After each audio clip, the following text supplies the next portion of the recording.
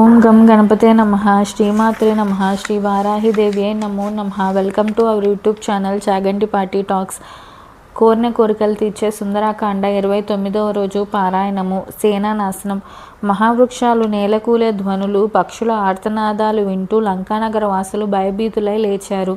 వారికెన్నో అపశకునాలు గోచరించాయి. రాక్షస స్త్రీలు వనం ధ్వంసం కావడం చూశారు.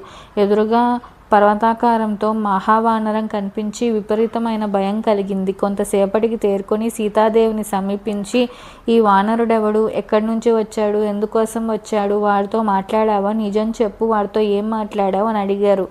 జానకి, వాడెవడో ఎందుకు వచ్చాడో నాకేం తెలుసు, మీ రాక్షస మాయలు మీకే తెలియాలి. పాము నడక పాముకే తెలిసేది. ఆ రూపం నాకు భయంగానే ఉంది. కామరూపంతో రాక్షసుడెవడో వచ్చినట్టున్నాడు. ఆ మాటలు వింటూ భయంతో కొందరు కొయ్యబారిపోగా, మరికొందరు పరుగులు తీయగా, కొందరు ఈ వార్త చెప్పడానికి రావణుని దగ్గరికి పోయి, ప్రభు, అశోకవనంలోకి భయంకరమైన కోతి వచ్చి సీతతో ఏదో మాట్లాడింది. దానికి చాలా బలం ఉన్నట్లుంది. ఆ కోతిని గురించి ఎంత అడిగినా సీత సమాధానం ఇవ్వడం లేదు. దేవేంద్రుడో కుబేరుడో రాముడో పంపిన దూత కావచ్చు అని అనుకుంటున్నాము. ఆ మహావానరం సీత ఉన్న ప్రాంతం తప్ప మిగిలిన వనప్రదేశం అంతా నాశనం చేసింది. చూస్తే వాడు జానకి రక్షణార్థమై ఆ ప్రాంతం పెట్టాడనుకోవాలి. ఆ వానరానికి తగిన శిక్ష వేసి తీరాలి. నీకత్యంత ప్రీతిపాత్రుడులాలైన సీతతో మాట్లాడిన వానికి మరణమే శరణ్యం అని వారంటుంటే రావణుని వదనం అగ్నిగుండం అయింది.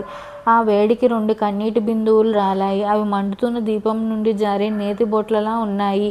తక్షణం తనతో సమాన బలం గల కింకరగణాన్ని పిలిపించాడు. వారు ఇనుప బరిసెలు, ముద్గరాలు పుచ్చుకొని బయలుదేరారు. కోరలు, పళ్ళు, మహోదరాలు భయంకరంగా ఉన్నారు. మిడతదండులా హనుమంతుణ్ణి చుట్టుముట్టారు. చేతుల్లోని ఆయుధాలతో మీదకు వచ్చే ఆ కింకరగణాన్ని చూసి సింహగర్జన చేసి తన దీర్ఘమాలాన్ని నేల మీద తాడించి జబ్బ చెరిచాడు. ఆ ధ్వని కొండ గుహల్లో ప్రతిధ్వనించింది.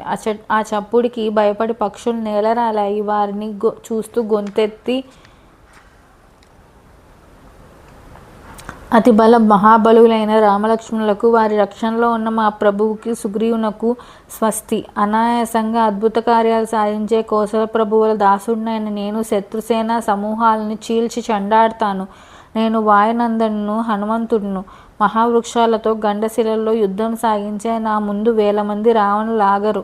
లంకా నగరాన్ని ధ్వంసం చేసి జానకీదేవికి అభివాదాలు అర్పించి కార్యసాఫల్యంతో మీరు చూస్తుండగా హాయిగా తిరిగి పెడతాను అని నినాదం చేశాడు. ఆ కంఠధ్వనికి రాక్షస యోధులు కంపించారు. సంధ్యాకాల మేఘ సదృశంగా ఉన్నాడు హనుమంతుడు.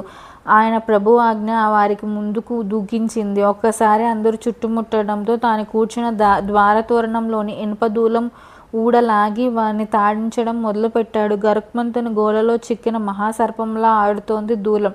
దాని తాకిడికి రాక్షసులందరూ నేల కూలారు. హతశేషులు పరుగు పరుగున రావణునికి నివేదించారు. కింకరగణం పరాభూతం అయిందని విన్న రావణుని కన్నులు గిరగిరా తిరిగాయి. పరాజయం ఎరుగని జంబుమాలిని పంపించాడు. వీడు మహామంత్రి ప్రహస్తుని కుమారుడు. 29వ రోజు పారాయణం సంపూర్ణం. Please subscribe our channel. జై శ్రీరామ్. Thank you.